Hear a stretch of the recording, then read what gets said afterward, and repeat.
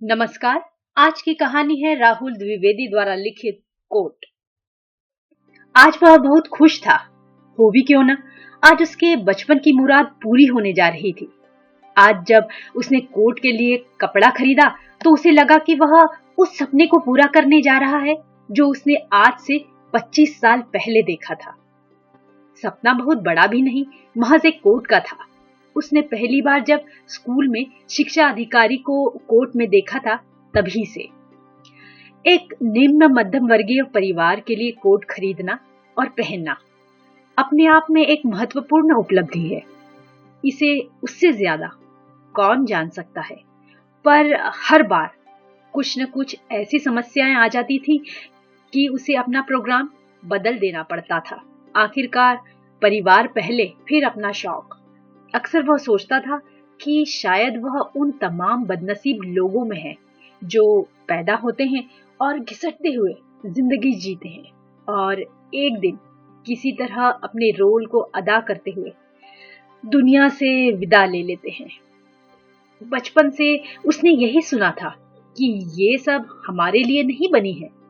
वो सोचता था कि क्यों, पर उस समय दिमाग पर ज्यादा जोर देना उसे अच्छा नहीं लगता था। सुना और भूल गया। अरे, किसे नहीं अच्छा लगता एक अच्छी जिंदगी जीना। पर क्या यह संभव है? यह एक ऐसा प्रश्न है जिसका जवाब तो शायद हकीम लुकमान के पास भी ना होगा। उसे हंसी आ गई यह सब सोचते हुए, लेकिन ये तो सच है कि इस बार जब उसने कोट बनवाने का फैसला किया तो नितांत उसका फैसला था। दूर दूर तक सारे खर्चों को सोचने के बाद, सारे हिसाब लगाने के बाद उसने तय किया कि इस बार तो वह कोट बनवा ही लेगा। कोट का कपड़ा दुकान से लेकर वह दर्जी की दुकान की तरफ जाने लगा। आसमान की तरफ उड़ती हुई नजर डाली। सूरज कुमलाया हुआ था।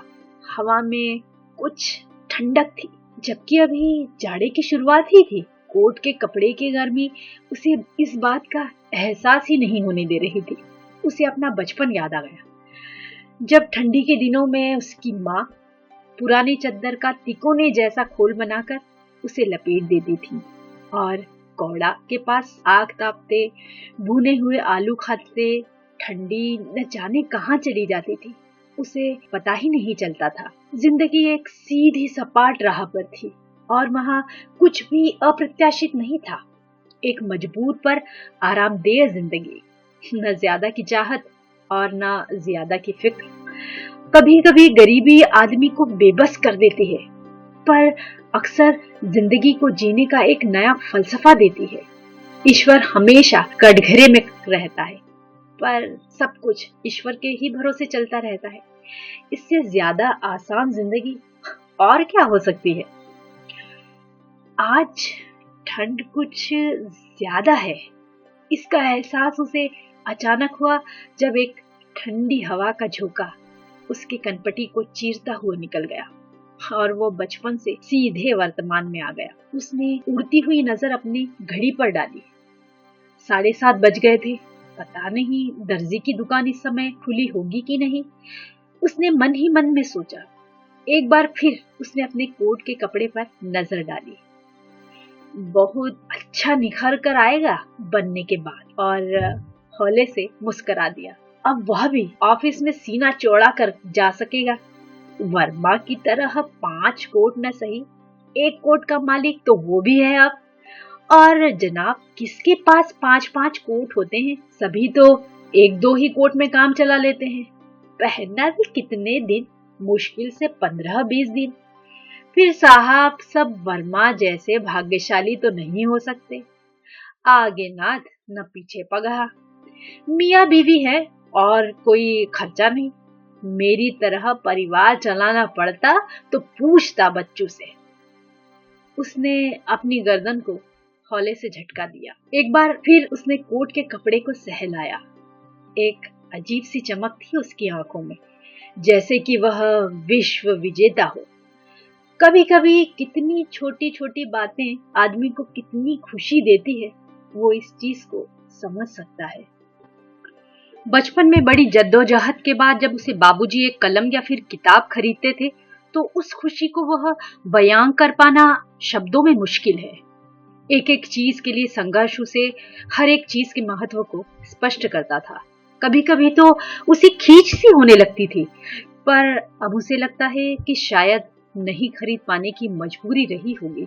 नहीं तो इकलौते बेटे की जरूरतों को कौन पिता नहीं पूरा करना चाहता। उसे आज भी याद है कि पहले फुल पैंट को खरीदने के लिए बाबूजी से कितनी मिन्नत करनी पड़ी थी उसे।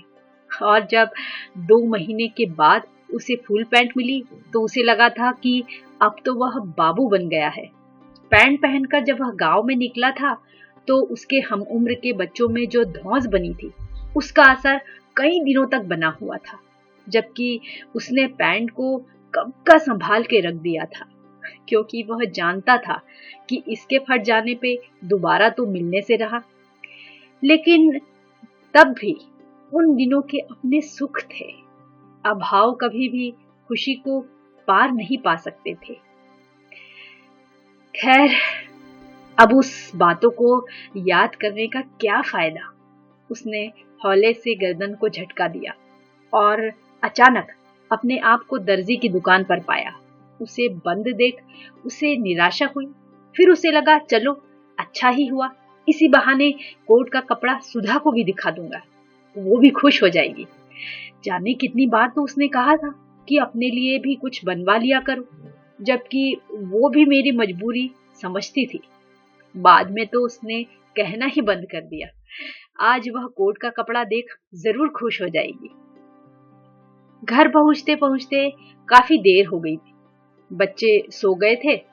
उसने थोड़ी सी चुहल पत्नी से की। उसने भी उसी अंदाज में जवाब दिया। पत्नी ने देखा उसके हाथ में कुछ है, पर उसने उसे नजरअंदाज कर दिया। सोचा खुद ही बताएंगे। वैसे भी वो जानती थी इनको कुछ भी छिपाना मुश्किल है। शायद इसीलिए अभाव के बावजूद वह अपने पति को सबसे ज्यादा मानती थी। कभी कभी वो सोचती भी थी कि ईश्वर ने अब शायद ऐसे इंसान बनाना बंद कर दिए हैं। न कुछ लालच और न ही ज्यादा पाने की तमन्ना। शुरू शुरू में तो उसे खीज होती थी, पर अब अपने संसाधनों को देखते हुए उसे अपने पति पर दया आती थी। और गाहे बेगाहे उसकी कोशिश होती थी कि वो कुछ ऐसा करे कि उसके पति को अप्रत्याशित खुशी मिले। पर आज अपने पति के अंदाज पे उसे खुशी हुई। उसे लगा कि 10 साल पहले का पति उसे मिल गया, वरना तो वह एक ही ढर्रे पर जिंदगी जी रहे थे। खाना खाते समय भी वह हल्के मूड में था और रह रह कर गाना गुनगुनाने लगता था। रह रह कर वह अपनी पत्नी की तरफ भी देख लेता, जो मंद मंद मुस्कुरा तो रही थी पर ऊपर से गंभीर बनी हुई थी। खाना खाने के बाद जब वह किचन के बकाया काम निपटा रही थी तो वह हौले से आया और अपने हाथों से उसकी आंखों को ढक दिया और कानों में फुसफुसाते हुए कहा, आओ तुम्हें कुछ सरप्राइज दें। उसे अच्छा लगा। उसने भी हाथ हटाने की कोशिश नहीं की। जैसे ही वो कमरे में गए उसने कोट के कपड़े से उसे ढक दिया। उसे देखते ही वो चौंक पड़ी। उसके मुंह से अचानक निकल पड़ा, इसलिए तो मैं आपको मानती हूँ।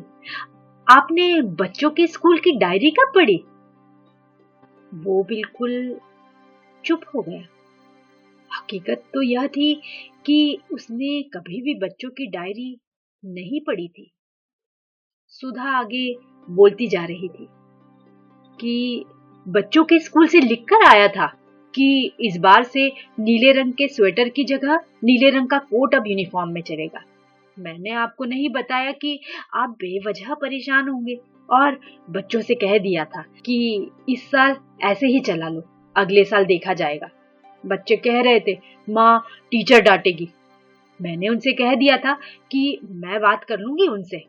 चलो जान छुट्टी मुझे भी। अच्छा कितने मीटर कपड़ा है? 2.5। बस इतना ही बोल पाया। हाँ ठीक है, दोनों बच्चों का कोट बन जाएगा। और सुनो, कितनी दफा आपसे कहा है एक आध कोट अपने लिए भी सिलवा लो। बच्चे पहले हैं यार, अपने को कौन स्कूल जाना है अभी पिछले ही साल तो तुमने इतना बढ़िया स्वेटर खरीदा था। उसने कहा, कहाँ, उसे तो 3 साल हो गए। सुधा ने कहा, अरे कितना पहनना होता है मुझे, बस बुदबुदा पाया था वो। बिस्तर पे उसे नींद नहीं आ रही थी, जबकि सुधा कब की सो गई थी। वह सोच रहा था कि आज यदि दर्जी की दुकान खुली होती तो वह अनजाने में कितना बड़ा अपराध कराता। जरूरत बच्चों को थी और साहब बनने वह चला था। उसे अपने पिता की बात याद आ गई कि एक उम्र के बाद घर के मुखिया के कोई सपने नहीं होने चाहिए, और एक वह था। ये तो खुशकिस्मती ही थी, उसे नीले रंग का कपड़ा पसंद आया। और कोई रंग ले लिया होता तो उसे ईश्वर पर बचपन का भरोसा और बढ़ गया। वो सब जानता है। और खैर, मैं नहीं, मेरे बच्चे कोट पहनेंगे। ईश्वर उन्हें तरक्की दे। मैं और बच्चे बटे थोड़ी हैं। ये सब सोचते सोचते उसकी नींद कब लग गई उसे पता ही नहीं चला। एक पुरसुकून नींद।